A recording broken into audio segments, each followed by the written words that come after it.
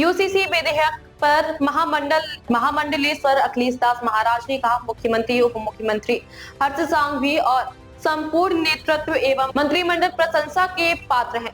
उन्होंने आगे कहा है कि आरएसएस विश्व परिषद लंबे समय से इसकी मांग कर रही है, लेकिन कई लोग, जिनमें कुछ शिक्षित मुस्लिम भी शामिल हैं, भारत में रहते हुए इसका विरोध कर रहे हैं, जबकि उनका दिल और दिमाग पाकिस्तान के साथ है।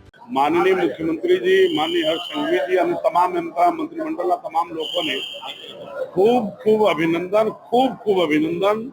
ખૂબ સાધુવાદ। વિશ્વ પરિષદ આરએસએસ વર્ષોથી જે માંગ કરતી હતી, એક કાયદો આજે આપણી વચ્ચે પસાર થઈ રહ્યો છે। અતિ આનંદની વાત છે।